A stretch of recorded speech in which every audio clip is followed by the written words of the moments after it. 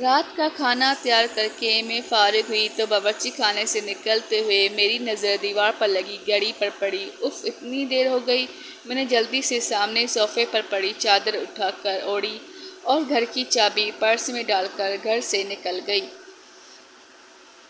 راستے میں ہی مغرب کی اذان شروع ہو چکی تھی۔ بچے کہیں گے آج مما ہمیں ٹیوشن سے لینا ہی بھول گئی، میں سوچتی ہوئی تیز قدموں سے ان کے ٹیوشن کی سینٹر جانب بڑھ گئی۔ مما آپ نے اتنی دیر لگا دی؟ 7 سالہ ریحان شکایتی نظروں سے مجھے دیکھتے ہوئے بولا، جبکہ 6 سالہ انم بھی منہ پھلائے چل رہی تھی۔ مجھے اس کا منہ دیکھ کر بے ساختہ ہنسی آ گئی۔ اچھا سوری بابا، آئندہ خیال رکھوں گی، ایسی غلطی دوبارہ نہیں ہوگی۔ ہم تب مانیں گے آپ کی بات جب آپ ہمیں ہفتے کو نانو کے گھر رہنے دیں گی۔ انم ریحان کی شرط پر میں نے ہنس کر حامی بھر لی۔ جلدی چلو، تم لوگوں کے بابا بھی گھر آنے والے ہوں گے۔ میں نے دونوں کا ہاتھ پکڑ کر سامنے والی گلی میں داخل ہو گئی۔ یہ راستہ شارٹ کٹ تھا، ادھر سے جلدی گھر آ جاتا تھا۔ ویسے تو میں روڈ سے ہی جاتی تھی، زیادہ تر اس گلی سے گزرتے ہوئے کتراتی تھی۔ اف مما، یہ کتنا ڈراونا گھر ہے، اس کو دیکھ کر ڈر لگ رہا ہے۔ ریحان ہاؤس نمبر 450 کو دیکھتے ہوئے بولا، جو بالکل اندھیرے میں ڈوبا ہوا تھا۔ عجیب وحشت برس رہی تھی۔ اس کی بات میرے دونوں بچوں کو لے کر جلدی سے آگے بڑھ گئی۔ رات کا کام سے فارغ ہو کر بستر پر لیٹی تو بے ساختہ نظروں کے سامنے وہ گھر آ گیا۔ اس گھر سے میرا ماضی جڑا ہوا تھا۔ میں آہستہ آہستہ اپنے بیتے ماضی کو سوچنے لگی۔ میرا نام الینا ہے، ہم 3 بہنیں اور ایک بھائی ہے۔ میرے بابا آرمی میں ہوا کرتے تھے، جبکہ اماں سادہ سی گھریلو خاتون تھی۔ میں انٹر میں تھی تو بابا نے اماں کی خواہش پر بڑا گھر لے لیا، کیونکہ جس گھر میں ہم تھے وہ گھر ہمیں کافی چھوٹا پڑ رہا تھا۔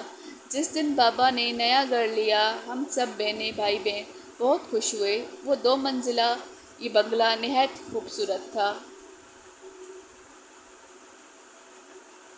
نیچے والے حصے میں 3 بیڈ روم، بڑا سا ٹی وی لاؤنج اور ڈرائنگ روم اور باورچی خانہ تھا، جبکہ اوپر حصے میں 2 bed room, T V lounge اور ایک اسٹڈی روم تھا۔ چھوٹا سا باغیچہ تھا جس میں نیم اور بیر کے درخت لگے تھے اور کار پورچ اتنا تھا کہ ایک گاڑی کھڑی ہو جائے۔ میری بڑی بہن میرین، جو مجھ سے 2 سال بڑی تھی، اور پھر اس سے چھوٹی ثنا، جو 1 سال بڑی تھی۔ پھر میں تھی اور سب سے چھوٹا ہمارا بھائی، جو اس وقت 7ویں جماعت میں تھا۔ ہم تینوں بہنوں نے اوپر والے بیڈ روم لیا، جبکہ نیچے حارث اماں بابا کے ساتھ رہتا تھا۔ ہم تینوں بہنیں چونکہ کافی ڈرپوک ہیں تو ہم ایک ساتھ ایک بیڈ روم میں سوتی تھیں۔ جس دن ہم شفٹ ہوئے اس دن کافی تھکن ہو گئی تھی۔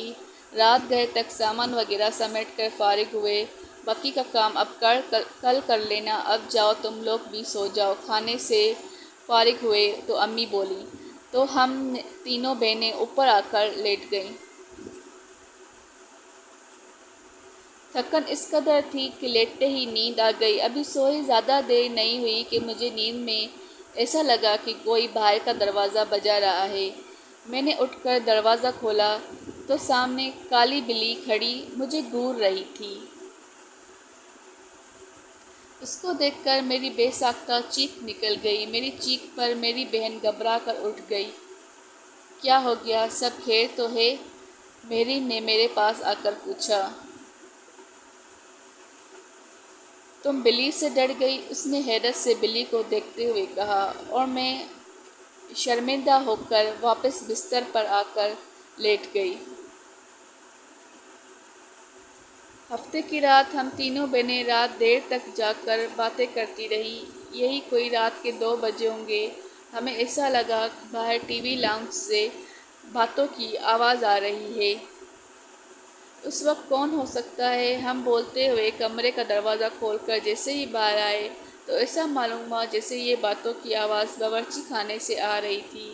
باورچی خانے میں ہم نے جھانکا تو وہ کالی بلی سامنے کاؤنٹر پر بیٹھی نظر آئی۔ ہمیں دیکھ کر اس نے چھلانگ لگائی اور سامنے کمرے میں گھس گئی۔ ابھی سمجھ نہیں پائے تھے کہ یہ ہوا کیا، پھر ہماری نظر سامنے جلتے ہوئے چولہے پر پڑی۔ ایسی خوشبو آ رہی تھی کہ جیسے کچھ پک رہا تھا۔ میرین نے آگے بڑھ کر چولہا بند کیا۔ ہم تینوں ہی گھبرا سے گئے۔ اس وقت بات کا ذکر ہم نے اگلے دن امی سے کیا، جس پر وہ الٹا ہمیں ڈانٹنے لگی کہ جلدی سویا کرو۔ اتوار کو خالہ اپنی فیملی کے ساتھ ہم سے ملنے آ گئی تھی۔ رات تک دیر تک وہ اپنے گھر گئی تو ٹی وی لاؤنج میں رکھے تخت پر ہم بیٹھے، ہم تینوں بہنیں اور امی باتیں کر رہے تھے، جب کہ ابو اور حارث سونے جا چکے تھے۔ امی کی نظر لاؤنج سے جاتی سیڑھیوں پر پڑی۔ ارے علینا بیٹا، اوپر دیکھو، کوئی بچہ رہ گیا ہے۔ خالہ کے چھوٹے چھوٹے بچے کافی شرارتی ہیں۔ امی کو لگا کہ کوئی بچہ اوپر نہ رہ گیا ہو۔ امی کی بات پر ہماری نظر بھی اوپر کی جانب جاتی سیڑھیوں پر اٹھی تو دیوار پر چھوٹے بچے کا سایہ نظر آیا۔ میں نے اٹھ کر اوپر جا کر دیکھنے لگی، مگر وہاں کوئی بھی نہیں تھا، جس پر میں خوفزدہ ہو کر تیزی سے نیچے آ گئی۔ جب میں نے امی کو بتایا کہ اوپر تو کوئی بھی نہیں ہے، امی بھی چپ سی ہو گئیں۔ ہم سب ہی حیران تھے، جبکہ اوپر بچہ نہیں تھا تو وہ سایہ کس کا تھا۔ کچھ دنوں بعد آئی گئی ہو گئی۔ ہم سب گھر والوں کو کزن کی شادی میں اسلام آباد جانا تھا۔ 2 ہفتوں بعد واپس آئے تو بڑی عجیب حیرت ہوئی۔ پورا گھر شیشے کی مانند چمک رہا تھا۔ ایسا لگ رہا تھا کہ روز گھر کی صفائی ہوتی رہی ہو۔ ہمیں یہ سب دیکھ کر حیرانی ہو رہی تھی، بلکہ حارث بولا، ایسا لگتا ہے کہ روز کام والی آ کر کام کر کے جاتی تھی۔ میں منہ دھونے کی غرض سے غسل خانے میں گئی تو غسل خانے گیلا فرش دیکھ کر مجھے حیرت سے دھچکا لگا۔ ایسا لگ رہا تھا جیسے کسی نے غسل خانہ استعمال کیا ہو۔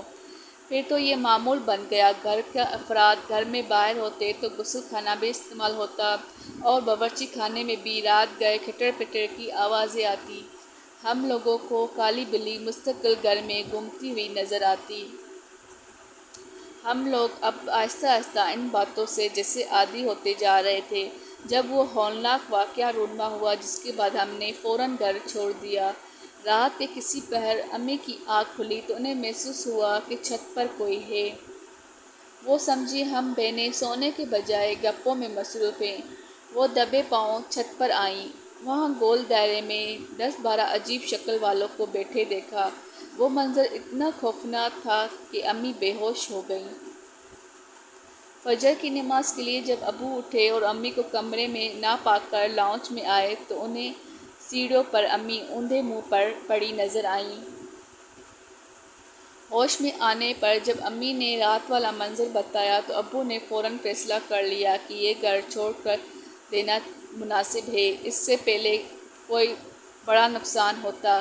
ہم نے وہ گھر چھوڑ دیا۔ آج اتنے برس گزر جانے کے بعد بھی سوچوں سے خوف سرد لہر ہمارے جسموں میں دوڑ جاتی ہے کہ ہم 6 ماہ جس بلی کو سمجھتے رہے، در حقیقت وہ ایک جن تھا۔